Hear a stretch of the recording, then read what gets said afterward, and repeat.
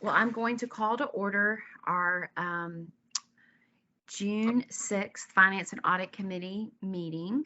I will read the statement of announcement and then we can adopt the agenda. The announcement is a meeting notice announcing the date, time, and place of the June 6th, 2022 Finance and Audit Committee meeting was distributed June 2nd, 2022 to appropriate media and other groups or individuals who have requested notification. The announcement and agenda were posted at the Department of Disabilities and Special Needs Central Administrative Office and on the website. The public has been notified that accommodations such as interpreters, mobility assistance, or other assistance will be provided to individuals with disabilities and special needs if requested in advance. All right. Can I get a motion to adopt the agenda as presented?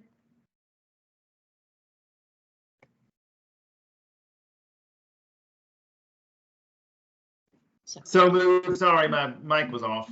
Okay, so Barry made the motion and Commissioner Woodhead second the motion. Second. Okay, great. All right, the agenda as presented is adopted. The next item on the agenda is to approve the minutes from the May Finance and Audit Committee meeting, which are on pages 2 through 4 on your packet. If I can get a motion to adopt the minutes from the May meeting. I see no problem with the minutes on the May meeting. I move that we adopt them as written. Okay, can I get a second? Second. All right. Minutes from the May meeting are approved as presented. All right. The next item on our agenda is the evaluation of the financial threshold report. And Candace Golston is going to talk to us about nursing services, which is a fixed price bid. On your packet, page 5 gives more detail on that. So, Candace.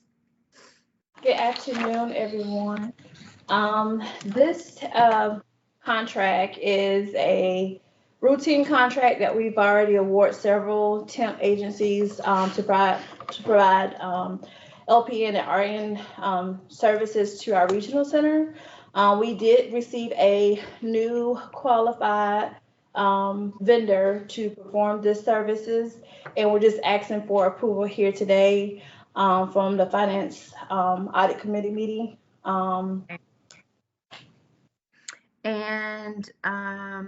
This is routine, so it will not need a formal commission vote, but it just needs approval from our committee. Correct, Candace? Correct. Trying to look at the thing. Okay. All right. Well, I have no questions on this. It seems pretty straightforward regarding this need and the solicitation. So if no one has any questions, we can make a motion. Someone can make a motion to approve this request. You saying this is the second person that we are getting a bid from? Is that what you're saying?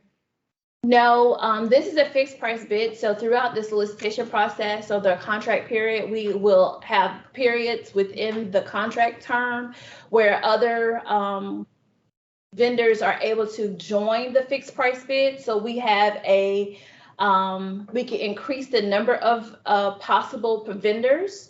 And it's not guaranteed that the agency will do business with them, but it gives us the option to, given that nursing services is a struggle for our agency, I think it's necessary to have many qualified vendors that have been approved to provide services as much as possible, given the fact there's a shortage nationwide. So with that being said, Yep. Oh, I agree with you 100%. I think it's wonderful. I'm just hoping that we have more people to apply. But anyway, moving on. So the next time it opens, we may have more. I mean, this time it's just one. They typically just gradually come in from here and there, because when we first initially award these contracts, we had several contracts.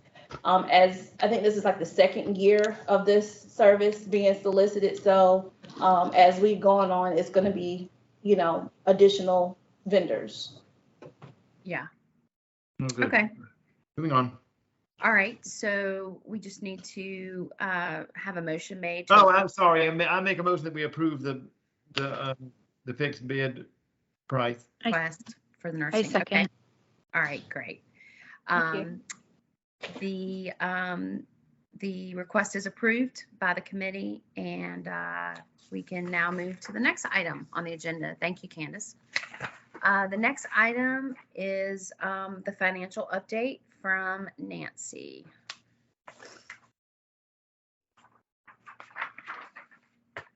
Afternoon. Okay, this is the updated spending plan versus actual for the end of May. Spending plan was approved at $851.1 million. Cash expenditures at DDSN are $580 million. The wash that happens at HHS, which is the expense that are on HHS's books in regards to our consumers, is $151 million. The remaining spending plan is $120 million, but we're 5.79% under our expected expenditures, but that's due to us and the transflux to fee for service. Right. Okay. Do you have any questions? So the budget will start over, right, July 1st? Is that when we'll Yes, see? ma'am. Okay. So July 1st. Okay. Okay. So this is as of 5/31. Okay. Difference over under. So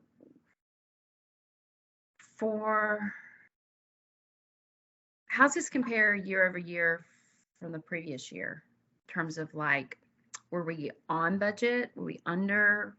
How much year over year from last fiscal year to this fiscal year? But we're definitely under budget, but that is because fee for service has started this year. And so instead of all the prospective payments going through our books, Right. they're now going through HHS's. Right. I would think that we're pretty much on target from where we should be. But as you can see, the under budget percentage is growing each month. Okay. Right. Will that change for next year's budget? Will it be Yes. lower? Yes, ma'am. Okay. How are we going to take it? This might be a too long a question to ask, but and they may need an answer for another day. But how is this going to affect whenever we go to fee for services? Are we're going to still get information from HHS to see how much money they have spent, so we can put it on our So we need to put it on some kind of a book because some kind of a budget, because we're technically still responsible for their financial well-being. So we have to know how much how much they've gotten from HHS. So do we have another sheet we're planning to make for that or something? Well, we do keep up with utilization of all the services. And so I'll have to start using it to gather the information because we won't be being billed for state match. So it won't be concise in those formats that I've already been using. Okay. So is that going to require a lot of work for us to figure out how to look at utilization, or is that going to be a ready-made, easy thing to pull? It's ready-made, and we'll just have to do some analysis with it. But the utilization report and the trends of the utilization is how we built our spending plan for this year. Okay. All right. I don't have any more. All right. Okay. So this will be presented in our commission meeting, and we can vote on it as a full commission in our June commission meeting. So if we don't have any more questions, we can move to the next item. Thank you, Nancy. Thank you. All right. So Next item is Administration of Community Living and Department of Transportation grants. And Rob is going to present on that. Okay, Rob. I'm here presenting on two exciting opportunities that we have for grants that have come from the federal government that are funded by the federal government. First is the Administration for Community Living, which is housed in the Department of Health and Human Services. They have made a traumatic brain injury state partnership program grant available to us. It's a 4-year project, a grant, and it would start on August the 1st of 2022, which means the grant is due this Friday on June the 10th of 2022. It is a single award of $200,000 grant with a 2-to-1 state match, and the matching money that we put forward out of this grant can come from existing staff and resources that we can apply. Things that we are already doing, we can apply that to the grant going forward. So we can apply that to our match. In this application, DDSN proposes to work with the Brain Injury Association of South Carolina to improve services for folks with brain injury. The goals of the project include to expand to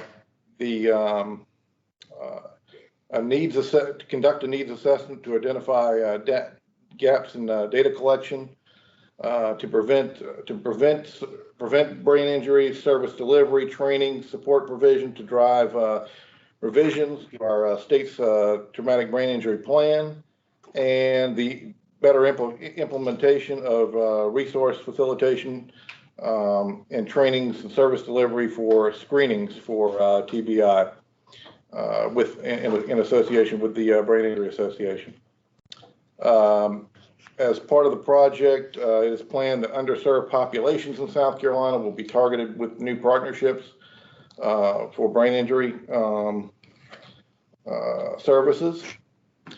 It is also planned that the state's brain injury registry will be revived and improved to better collect data on those with the health outcomes and improve services for folks with traumatic brain injuries and their families. So we hoped, in short, we hope to, through this grant, develop new services, training, screenings, and better collection of data for both local, regional, and national support as well for this. So it's an exciting grant. It's going to allow us to really improve services for folks with brain injuries in South Carolina. All right. Anybody have any questions? Yeah. So Rob, did you say we've applied for the grant or we haven't applied yet? The application process is underway. Okay. The grant deadline is this Friday, June 10th. Okay. Okay. All So right. the next one is a little easier. It's a little more straightforward. It's a transportation grant. This is something that we do try to do on an annual basis when the federal government makes transportation money available to us. What we're going to ask for is a purpose-built ADA vehicle. Basically, what it is a van that's wheelchair accessible, that we can transport folks that we would be able to use at the regional centers to transport folks with. It is a 80-20 federal match, so the federal government would be picking up 80% of the cost of the vehicle, and the cost of the vehicle is $70,000. So it would be $56,000 from the federal government and $14,000, as far as part of our match for it. And again, that's another one. The application deadline is this is Friday. Must be deadline day for the federal government. The application deadline for this is Friday as well. And it's something that we've taken advantage of in the past, and been able to get some new vehicles for the regional centers, and it's something that really helps out, something that we that we do need. So that is that's the transportation grant. Gotcha. And this goes through the South Carolina Department of Transportation. They administer the grant for the Federal Transportation Administration. All right, Rob. Thanks for those updates, and hopefully we'll win those grants and be selected. You're making me think about the plan that we discussed a while ago regarding the vehicle replenishment. There was a pretty big plan given to us about a year ago regarding replenishing our transportation vehicles at the regional centers. And I know, do you happen to know, Rob, like the status of that by chance? Because I know we haven't That talked about that in a while. But what it is, that's underway. I know we've ordered we've ordered a number of vehicles. Yeah. And this is, I'll say this too, with this vehicle, this is one of these things where we're not going to get it right away. It's one of those things where it has to be manufactured. And supply chains being what they are these days, it's just it is you get in line and wait right. approach with when you order a vehicle like that. So I know that we are waiting on, I'm not sure the numbers, but I know that we are waiting on a number of vehicles that we have ordered for the agency. All right. Okay. Anybody have any questions regarding the grants for Rob? Do you apply for both of these grants like yearly, or? They're each, well, in terms of the brain injury grant, it's a 4-year grant. Okay. So it would come up again 4 years from now. Okay. That would be the grant period. So we'll be doing it again in 4 years, but that's the time frame. Now, the transportation grants normally come out on a yearly basis. They were paused and delayed, I think, a little bit during COVID. Okay. I think these grants had come out earlier in the past, but you know, when they put them out, we like to take advantage of it. Okay. That's good. Yeah. Thank you. All right. Well, if there's nothing else, then we'll move on to the next item on the agenda. So thank you, Rob. Next I item. assume that was information only. We don't need to, there's nothing to do with that, right? Yeah. Yeah. Okay. So the next item on our agenda is the sale of property that is detailed on page 7 and 8 of our packet. And it's some property in York County, and Andrew Theron is going to talk with us about this. Yes, good afternoon. I'm here to present the consideration to surplus 2 lots that the agency owns. These are lots 2 and 3 on Diane Road in York County, South Carolina. This has received previous commission approval back in 2019, summer 2019. I believe the DOA, Department of Administration, reached out to us and kind of re-inquired if we were still interested in getting rid of this property. So that's why we're bringing it back through committee and then ultimately a commission vote. But just to give a little bit of background on these 2 lots, the agency didn't even discover that we even owned these properties until 2019. It came up in a real estate research. I think some people in the area were asking about these lots, and a real estate agent in York started looking into it, realized we owned them, and then contacted the agency. Again, that was in February 2019. You can see on the relative fact sheets here in the packet.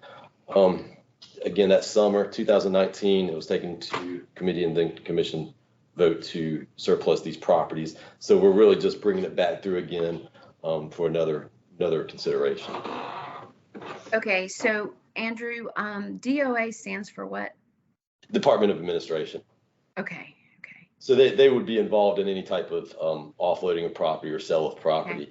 And they've got a real estate agent that handles the sale of all state property, that once we decide to surplus it, it'll go on the surplus list. And then the real estate agency that's contracted through the state will get involved to ultimately sell the property. okay. So do we happen to own any other property that we don't know about by chance? Yeah, no comment on that. These popped up. I guess if we didn't know about these, no telling. But Okay, yeah. so When we found out nobody's about it. researching to see if we own any other property that we don't know about. Would Yeah. that fall under DOA by chance? Would they do that kind of work for us to see if there's any deeds assigned to DDSN besides these two in York County? I don't believe DOA is actively searching for anything like that. Again, these two popped up kind of randomly just through like I said, a real estate search in the upstate. So that's just how they came about. Okay. So my next question is, when has the last appraisal been done on those properties? 2019, and the market value was appraised at 20,000.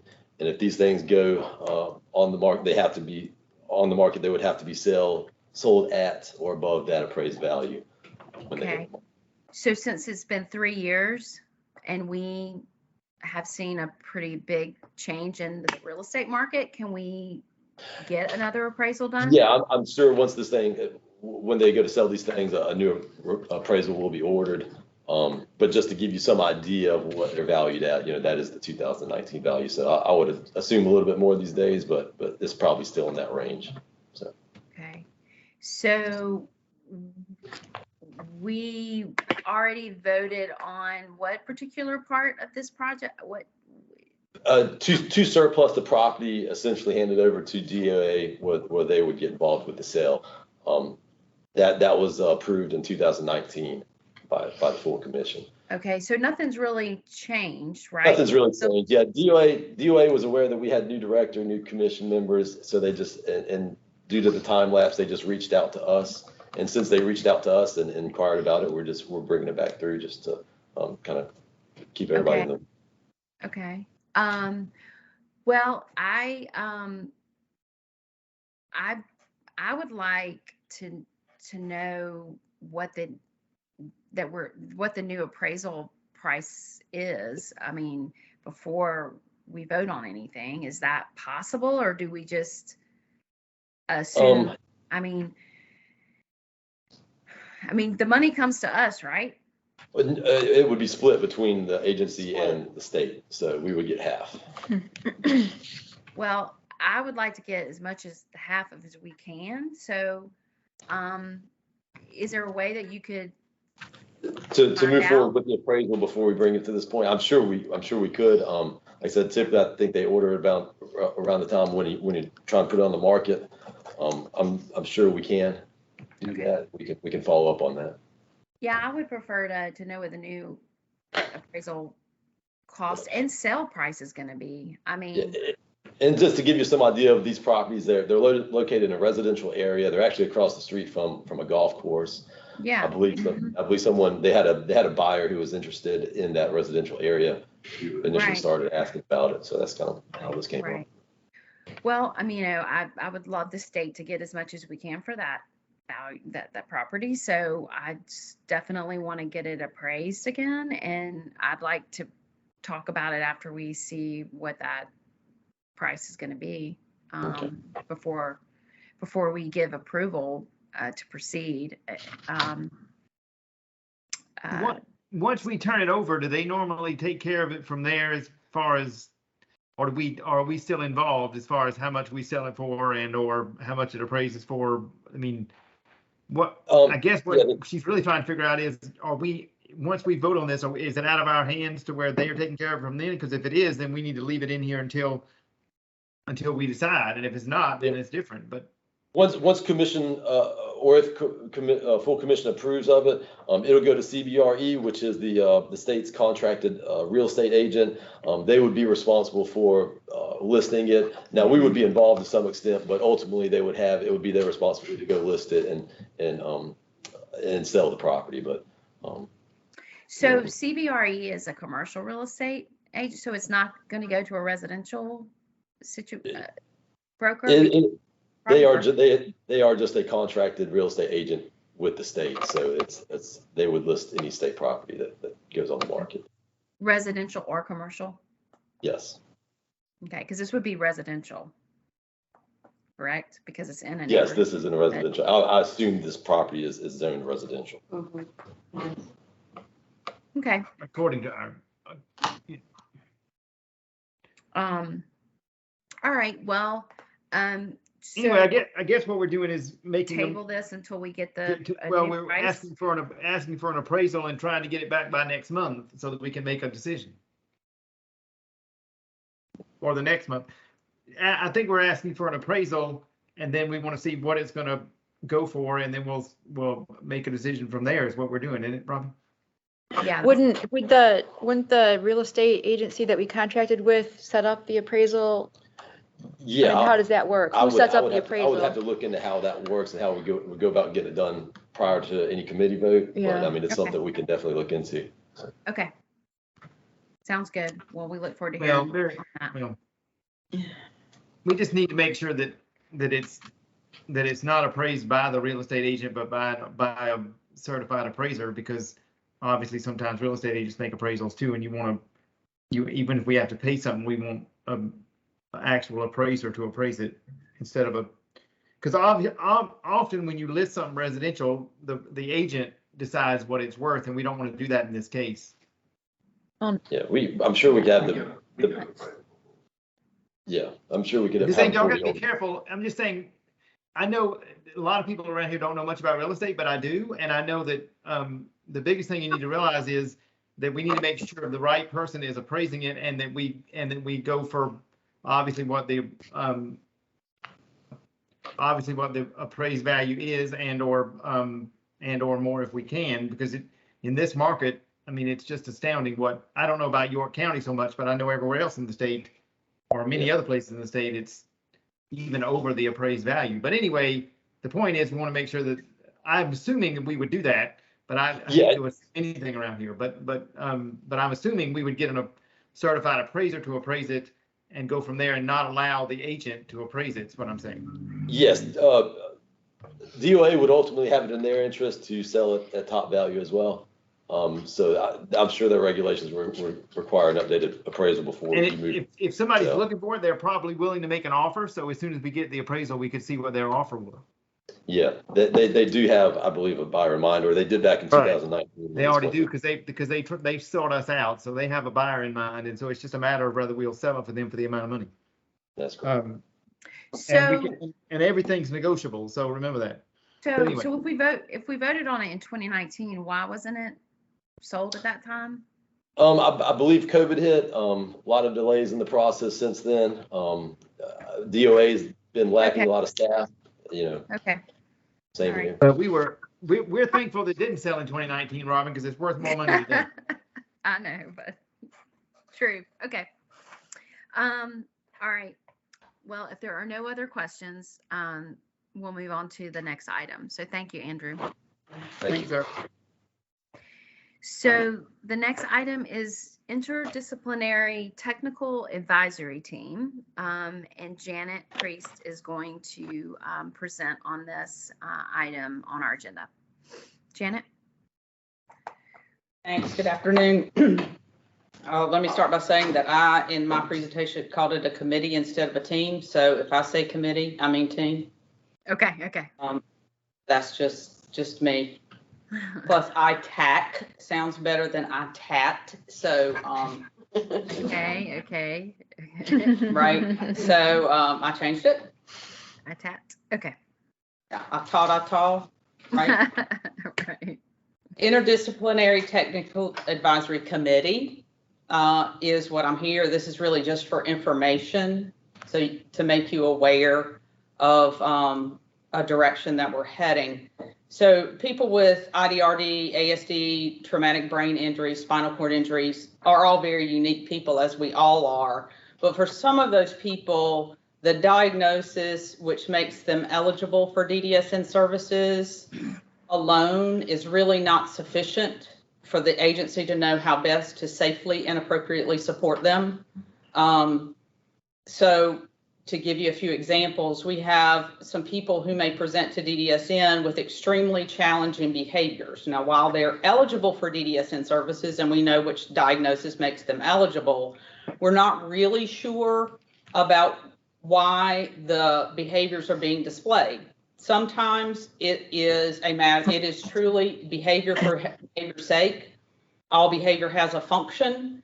Sometimes the challenging behavior is displayed and it serves a specific function for the person. So if I want something from Tracy and I know the easiest way to get it is to slap her upside the head, then that function of that behavior becomes very effective for me to get what I want from Tracy, right? And when it's behavioral, we understand how to deal with behavior. When we understand that it is truly behavioral and that behavior has a function, when we find out what the function is, we know how to deal with it. Got that. Sometimes we don't know the function of the behavior, and it doesn't necessarily appear to be a learned behavior, meaning that I'm not slapping Tracy to get something from her that I want. I'm acting out for some other reason. Our experience has been that sometimes people act out or they display harmful behaviors or dangerous behaviors because they may actually be in physical pain. They cannot express the fact that they are in pain, but they do, but they are.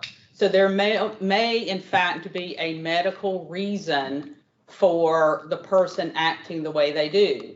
And if that's the situation and we know it, then of course we have something in our tool belt to deal with and treat and hopefully improve the situation. Still, other people may also have a coexisting mental illness. And for those people, it may be that it is not a learned behavior that we can treat. It may not be a physical medicine problem, but it might be a mental health issue, meaning that the medication that they take, if they take any, is not treating the person well and not helping the person be as in the best and safest space for them. So when we know why, we tend to know how. But if we don't know why, we don't always know how. When we have people who present to DDSN with very challenging behaviors, either they are new to us and they are coming to us with those behaviors, or they are supported by one of our providers or live in our regional centers and something changes and their behaviors become very different and very much out of the norm. We have to know how to safely support that person. We have to support the people they may live with, safely support the people they may live with, and recognize when we're putting staff in harm's way. So we have to figure out the why. What we have now is we're not always knowing the why, and when we don't know the why, we don't have the whole story. So we have people that are presenting with behaviors. We don't know the purpose of the behavior. We don't know why the behavior is being displayed, and we are expecting either providers within our network or our regional centers to support that person. And most of the time, many providers are not really, they're very reluctant to attempt to support somebody who may hurt themselves, may hurt other people with whom they live, and may hurt staff when that why is not known. What we are intending to do is to impanel this interdisciplinary technical advisory committee so that we can use these experts to delve into the information that we know about the person so that we can better understand the why. So if the purpose of the behavior, if I am slapping Tracy in order to get something from her, then we know how to deal with that. We can teach the person a different way to get what they want without engaging in that behavior, which is an appropriate way to get what they need. If it is a medical issue, then we can have that person treated. We have for years had people, and this is not the best example, but it's a very relevant one. For years, we had people on behavior support programs because they would, and this is a quote, voluntarily regurgitate. And what we learned is oftentimes that is GERD, gastroesophageal reflux. So it is not a behavior. It is based on a medical need, a medical condition that can be safely treated. When that's effectively treated, that behavior goes away. The other thing is that when a person is not psychiatrically stable, they are very difficult to support in the community or in a regional center. We've had examples of people who appear to be, who by virtue of the psychiatrist in the community or by a hospital, they've been noted to be stable with an as-needed psychiatric medication to be delivered based on their behavior, which is something that we cannot do. We don't do. So we cannot give as-needed medications for behavior. So in those situations, we're really out of options. If we have this interdisciplinary technical advisory committee, they could help us make recommendations about the best way to approach someone who is in a very difficult situation, who needs support, and they need the right support. And that's what we're looking for. We're looking for a way to go to professionals to help us decide the best, safest, most appropriate way to support someone. Those recommendations would come back to the agency. It could be something as simple as, this seems to be a learned behavior. You know, if I slap Tracy, I get my cookie. So we can set up a program and have that from day one going in to give me a cookie so I don't have to slap Tracy to get it.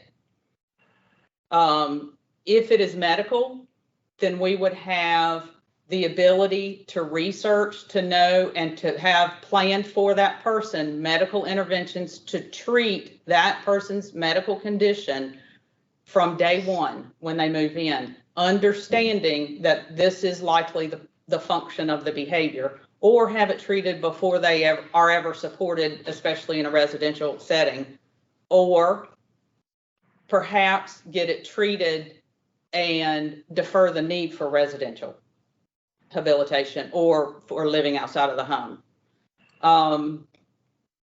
The same is true if it's a psychiatric condition.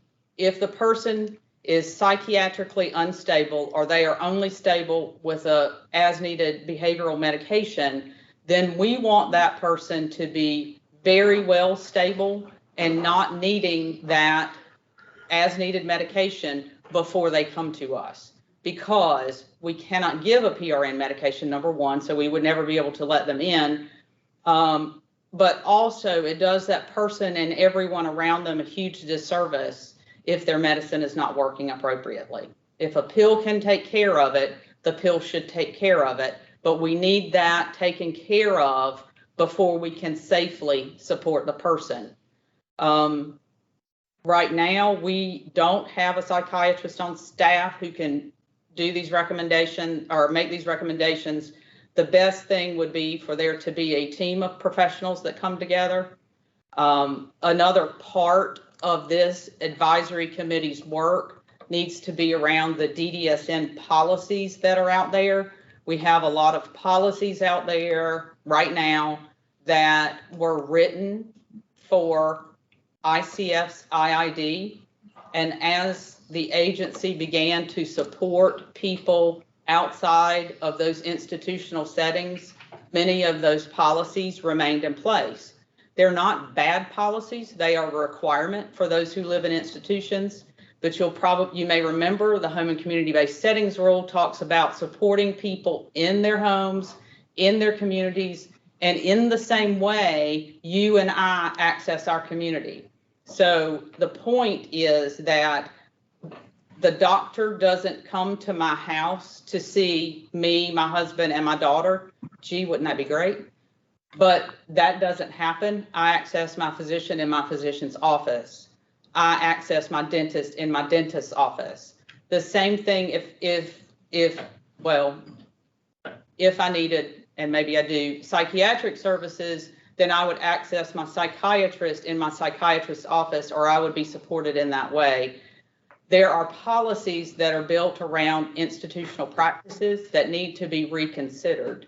If they are good policies as they are written, that's great. But if they are institutional policies that are not serving a purpose to support the person to be as independent and engaged in the community as he or she needs to be, then those policies need to be revisited. When you're talking about policies that are medically oriented, psychiatrically oriented, and will be so impactful across the state, then we want to take care and caution to make sure that we have the right professionals weighing in on that.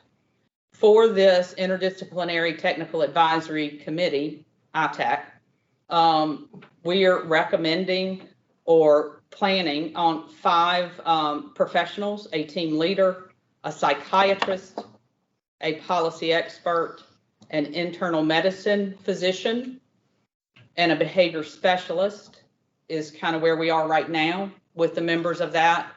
Those people would meet 4 hours a week to look at people, either those who are presenting to us in critical circumstances, those who are currently being supported and that current support is unstabilized because of their behavior or for some reason. And then from that committee, the agency would get recommendations. Those recommendations would then be used to ensure that people are given the best and most appropriate information about the person, that any needed supports are in place as soon as possible for that person. And we feel like those will lead to more successful outcomes for people.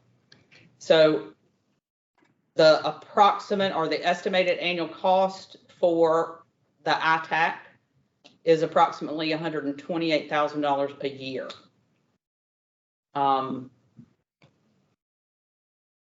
Any questions? I know that's a lot of information kind of quickly.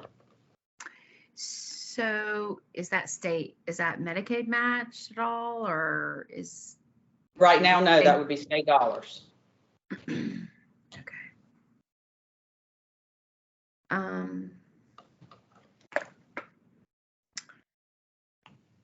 So in your mind, DSN has never done anything like this before, or have we done something like this before and it just like?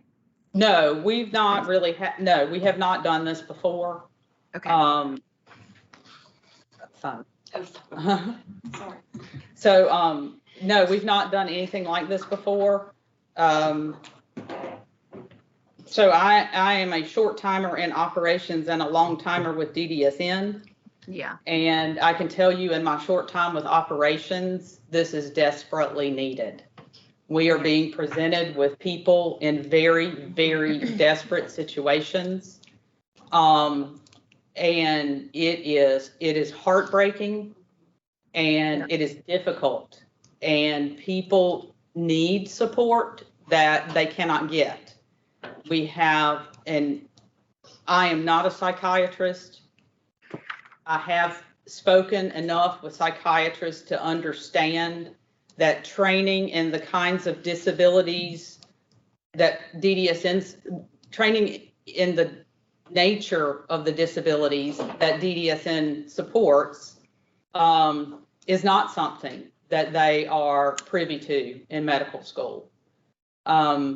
They are not taught how to look at a person with an intellectual disability and mental illness and figure out the best way to adjust medications in light of that. And the community psychologists that are psychiatrists that people are seeing don't always have that particular expertise. In some cases, a psychiatrist may not be available, so it's a primary practice or family practice physician who's even prescribing the medications for their mental illness, which again is a little sometimes outside of their comfort zone, but they're doing what they can to support the person and help the family. So again, this would be an opportunity to have the kinds of expertise that we need so that we are best able to support people, either helping them stay at home, or if they are going to come and live in one of our settings, then to make sure that that provider is fully aware and there's a plan in place before they go. The biggest thing I would have about it is, how much, we'd have to figure out some sort of policy to figure out exactly how much authority these people have to decide, because, no 5 people is perfect. And so the question is, how do we know these 5 people know best, for one? And for another thing, this would take time to figure out who these 5 people would be, because obviously they would have to be basically experts in a given field. And I'm not sure why we need a leader. I don't know what that leader's expertise would be, but every one of those people should have some level of expertise in whatever we decide they need to have expertise in if we're going to pay them this kind of money to work 4 hours a week. And so we believe we need can to find the figure out people. exactly how much authority they're going to have, and exactly who's going to be able to veto them if we decide to veto them, and tell them that's not the way we're going to do it. This is the way we're going to do it instead.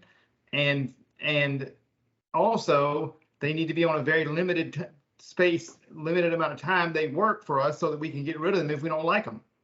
So they don't need to be a year contract for these people whenever we may not like this person in a year, because this is going to be a very hard person to find that you're looking for. Well, So it should be a quarterly thing that we pay them, and not a yearly thing, so that we can see if we want them to continue, because we may want to find somebody else. My question is, how will the effectiveness of this team be evaluated? I think the effectiveness is going to be evaluated by the success of any placements or the stabilization of any placements that result from it. Okay, so we're going to track that information in detail internally. Right. So we would have to track for people that are not known to us when they're evaluated, and they go to say they come in as in critical circumstances, we evaluate them. The team would make recommendations for what should happen or what should be in place before they begin living in a residential setting. And then we could track to see if that placement is successful for that person. Okay. The other side of it is that if we have someone who was previously stable and now they are not, if we could stabilize and keep them where they are, then that would be a testament to the effectiveness of this committee. The other thing is that the committee will be making recommendations, and it will be recommendations to DDSN, and it will be DDSN's decision about what's required of a provider if they're moving to a provider, what things we are going to require of someone else before they move in. And I say that by saying, for example, if someone is sitting in a hospital and they are saying the person is psychiatrically stable, but when we look at their medication regime based on the behaviors that have been reported, we disagree, then we may want to have that person evaluated by a different psychiatrist before we will take them into a residential placement. Or if we thought that this behavior may be the result of a physical medicine need, then we may have that evaluated before we would agree to find placement.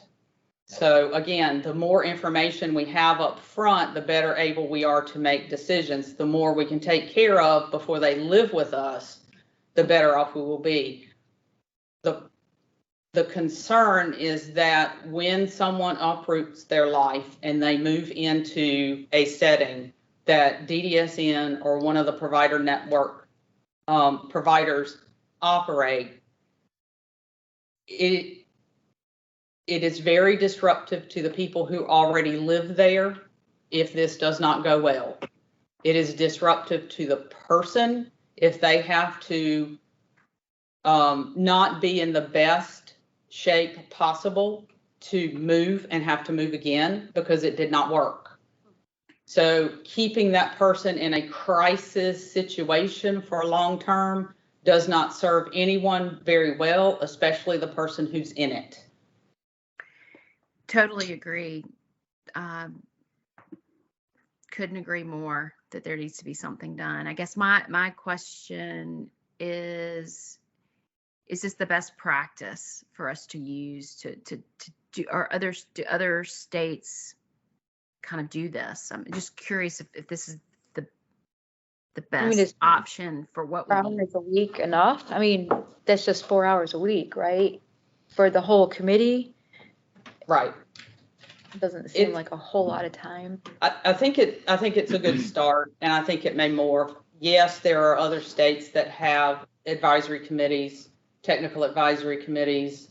I'm not absolutely sure how many of those technical advisory committees are looking at people in crisis situations. Certainly there are states where there is a physical medicine physician on staff as the medical director for the agency. Many of them also have psychiatrists who are the medical director for the agency, and that is their full-time job. So they wouldn't necessarily have to have a technical advisory committee because they have all of the expertise in-house.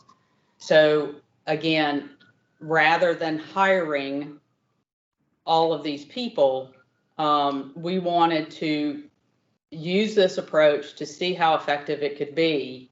And if it is effective at the amount that we have, then we've done a pretty good thing, I think. And then if it needs some tweaks, we can adjust. So how long do you think it will take to even put together this team? A month, 5 months? Just curious. I don't think it will take 5 months, but I say that and it'll take 6. For as slow as things typically move in state government, it always surprises me the things that get done very quickly and the things that take forever. So I would think that in 3 to 5 months, we would at least start meeting. Is this now to be considered to put in the budget for next year? I would hope, yes. What budget would it come from? Our state funds. I know our state funds. What I'm asking is what part of DDSN's budget would it come from? Operations? You can put it Yeah, it's gonna come out of operations. As we've talked before, we've had a big void there with being able to retain and fill for the services that we need to provide. And through having this, that I've talked with Janet and Dr. Fry about their idea on getting this established, it's just gonna be a wonderful way to address just the crisis moments that happen. And that's where I had to keep focusing as I was talking to Janet. It's for those type of situations is why it's just a partial of the time of those individuals. It's not for, all of the situations that we do address. It's just for the ones that are in a really big crisis mode. And really, there's a directive right now on determining on DDSN waiting lists. I think it specifies the criteria of people who qualify for residential services. So those people who qualify for services in a setting operated by one of our providers, that criteria is very stringent, but some of them are no-brainers, so to speak, and others are more challenging, meaning if someone is homeless, then they are homeless, and making the decision that they're homeless is easy enough. Mhm. But if they're homeless and they have extremely challenging behaviors and that's why they're homeless, then we need to understand that before we give them another home from which they will also be homeless. If their caregiver dies, and that's the reason why they need to go somewhere else, then that's perfectly fine, and there would be no reason to go to this committee. It is only those people where we struggle with what's the best fit, and there are a lot of them. So how would the consultants that we contract with, the psychiatrists, how would they be involved in this? So we would provide information about the person. We'll figure out what all of the information that we need about the person. We would provide it to this team. The team would delve into the records and all of those considerations. We don't think that in all cases, or even in most cases, that it will be necessary to see the person face to face. If it is, then we will either have some of those members, a portion of this group travel, or we will do virtual visits so that they can see the person. And then based on the preponderance of the information and their knowledge of our system, then we can make some decisions. Right. So my question is, though, we currently have 2 consultants that are psychiatrists that work for DDS. Correct. So are they going to be involved in this committee, or are they do different work for the? Right now, they are doing different work, and we're considering whether one of them will be part of this committee in lieu of the other work that's being done. Okay. All right. I don't think I have any other questions. Why was that not called a crisis intervention team or behavioral crisis intervention team? What's the reason for interdisciplinary technical? Just curious. This is Director Fry. Can you all hear me? Yes. I'm sorry, I'm home with COVID. The reason we titled it interdisciplinary and technical, because we really are, we're proud that we are acknowledging the multiple areas of expertise that we would want to have available to help advise. As Janet was describing, there are a number of different sources that could cause these types of behaviors to manifest, and not one single individual is going to be able to understand or have all of the expert knowledge. And also, we say technical to just recognize and appreciate the expertise that these individuals would be bringing to the table. As we described, one would be a psychiatrist, one would be an individual who's an internal medicine physician, someone who has expertise with the behavior, and then the policy expertise. We just use that terminology to reflect the expertise being brought to the table. In addition, when we were looking across and talking to other states, some of them have advisory committees. Tax, it's a common term in state government when you bring in experts to advise the agency. And just to reiterate what Jana already said, they would be advising us.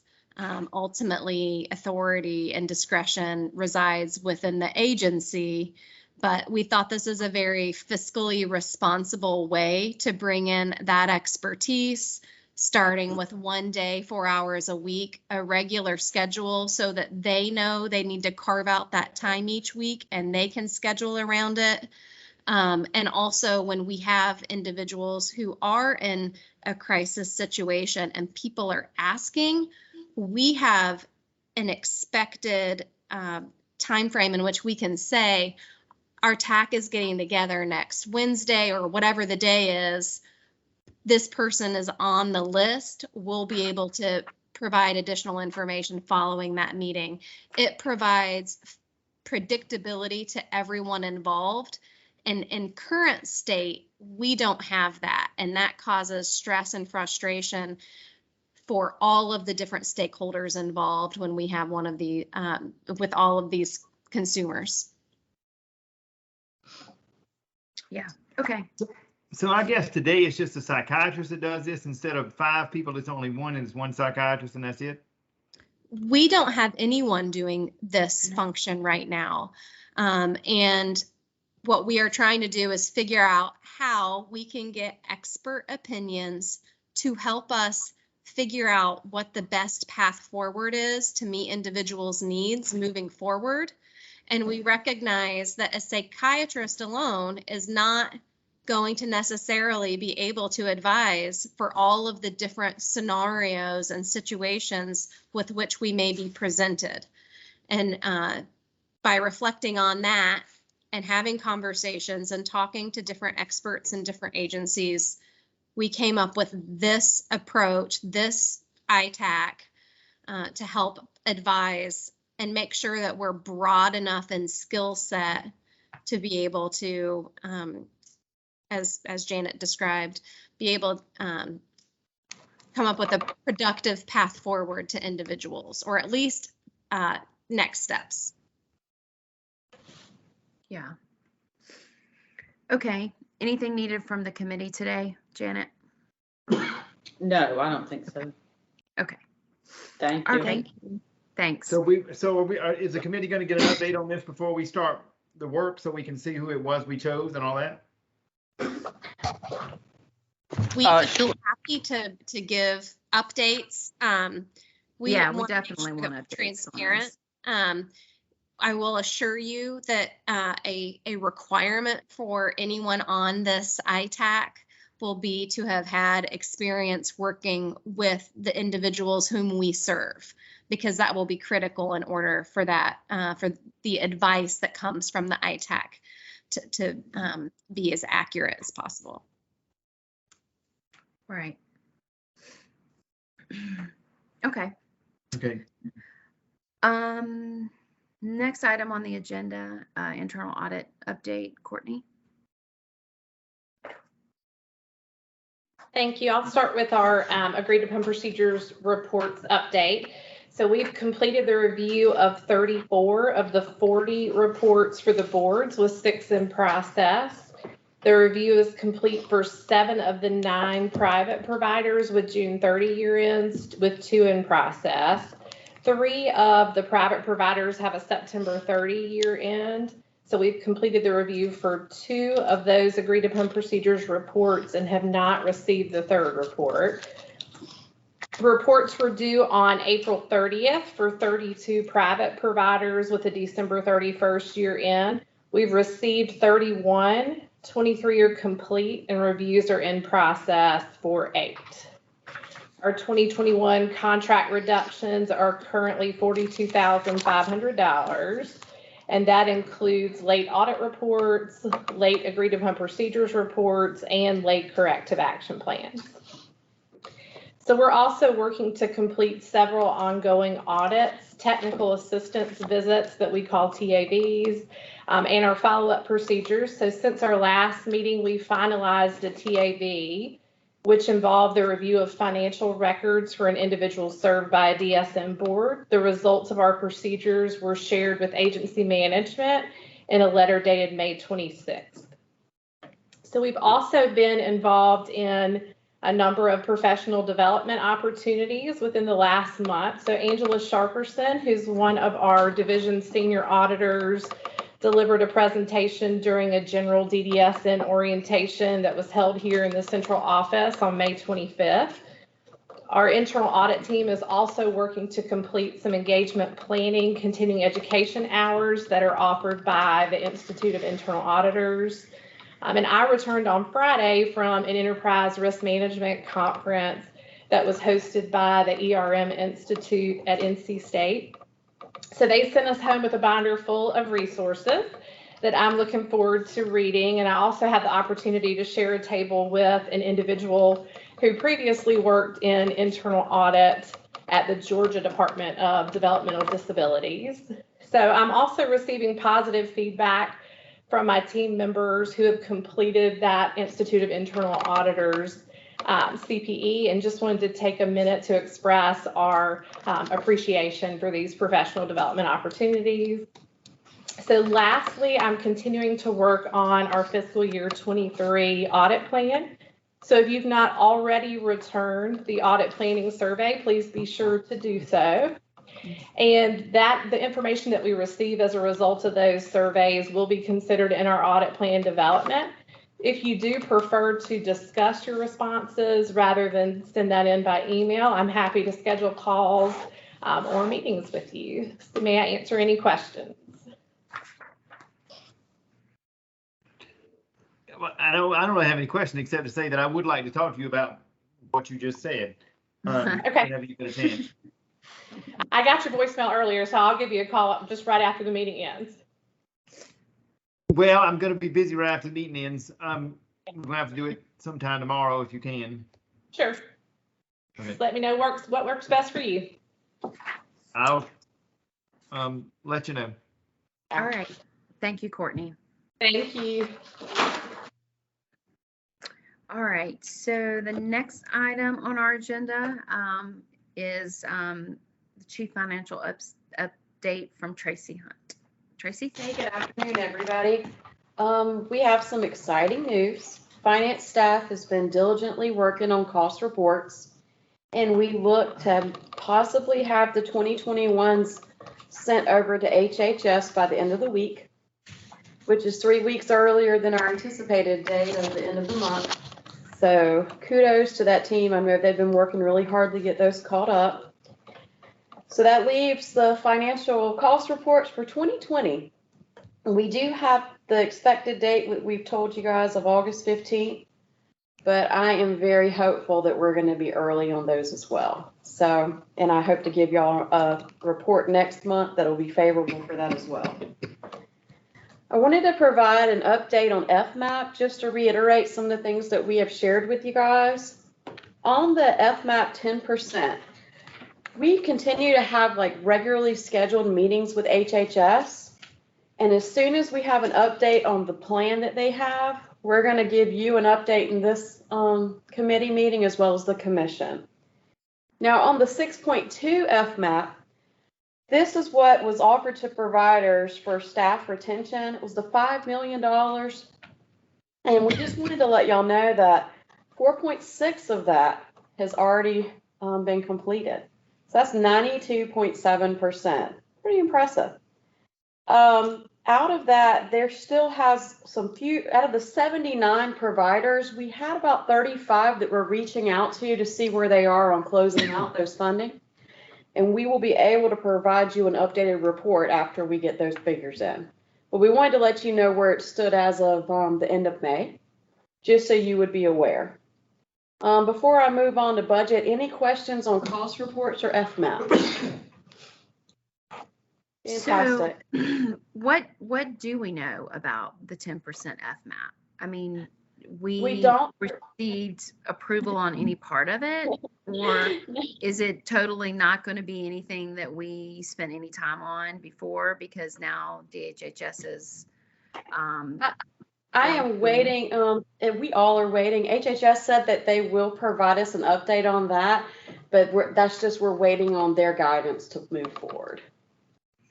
But I do have it as an updated item, and as soon as we have information, we're going to push that to you guys and the providers so everybody's on the same page. So we don't know exactly how much money we'll be getting? No, I don't have any information yet. So no information whatsoever at all about anything regarding FMAP 10%? No, the only information that I've had, like that's been summarized, that they would let us know. Like the information that they're working on it, and the conversations that we've had have been pretty much like we're working on it and we're looking at it and we're going to get back with you guys. So has the state received any of this money, or is it still with the federal government? Yeah, HHS has it. Okay, so they have the money. Yes, ma'am. We just don't know how much of it we're going to be getting for any of the items or the areas. No, but I do look for them to be sending out something soon. You know, I'm waiting on getting that information, and I promise as soon as we have it. Right. I know it's out of our control. I understand. Yes, ma'am. Yeah. A good question, sir. Okay. No, Any yeah. other items? So the next thing that I was going to give you an update on is the budget. And one thing is just to make you aware of where the budget is, and it's still at the governor's side of the House. Senate and House Ways and Means have both recommended to fund all of our priorities, but we're waiting on the governor to release the final budget and vetoes. That usually happens by the end of the month that we're in, June, so that we can have that budget ready for next year. And we will provide an update to you guys as soon as we know when that final budget's out, and you'll probably see it on the news too. The next thing is just wanted to make you aware that we're starting our meetings this week with having divisional budgets. And so that's where we get together to talk about our budgets for next year. And Nancy works with us on making sure that we have expenditures and we know with which each department where things maybe have landed for last year or look to land. And we're going to start that process, and we'll keep you updated on that as well. The next thing I wanted to update you on was the state audit. So they just completed on site with going through our information. And the finance team did a fantastic job of getting them what they needed right away. And the report, they said the work papers are right now being submitted for review. And we're waiting on the final report to come back. We haven't gotten anything yet, but I take that as great news because I haven't heard anything either that was a major concern. So I wanted to give you that good news to sort of have a sandwich of good news at the beginning and at the end. And the financial strengthening project, we have received the revised quote on that, and we're going through that and the details so that we can provide you hopefully next meeting with a detailed plan of what it would take to offer this and how much money and time it would take to offer this to providers that needed it the most. Okay. So I'm looking forward to giving y'all some really big updates next month, but I wanted just to keep you in the loop of where I was and what I knew. Okay. All right. Does that conclude your report, Tracy? Yes, ma'am. Okay. I have a question about the audit.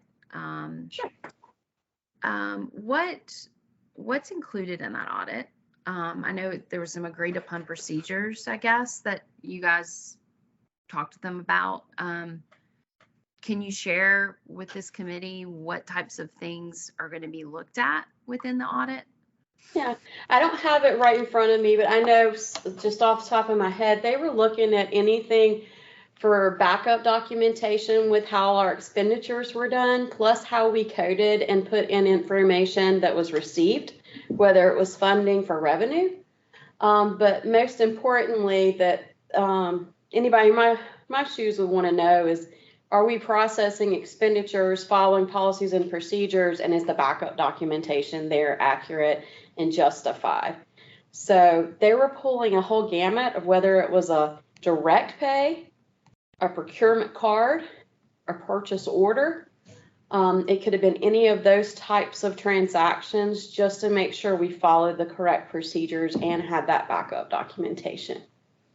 And it will give you all that information in the report of exactly what kind of survey that they did. And it will give if they have any kind of recommendations as well. So I'm excited to see that. Do they do like a sample month or a stat sample of a particular year? They went back the whole year, correct? Like a detailed audit or just like a sample month? I did not see what they pulled because they pulled directly out of ski. Yeah, I think that what they told me, they were going back over the past year, but they had the ability to go back as far as they wanted as well. But I think they were trying to look at the past fiscal year. And I agree with that. I think it was for FY 22. It was 22, yeah. 21. 21, thank you. All right.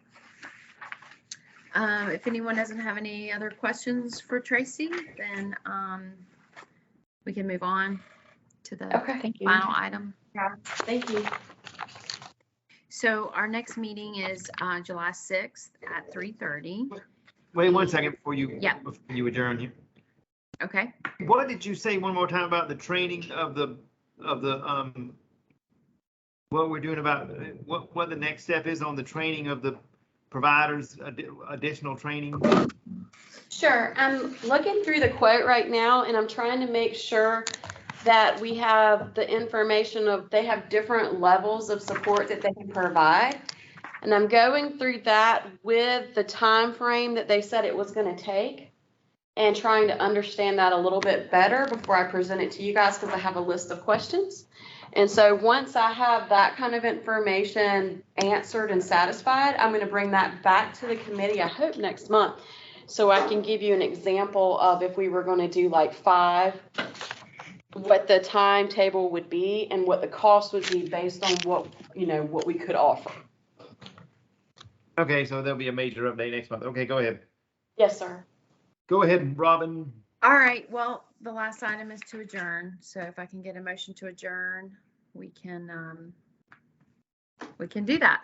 If that's what you want me to do, that's what I'll do. Make a motion to adjourn. All right. And I will second that. Great. Okay.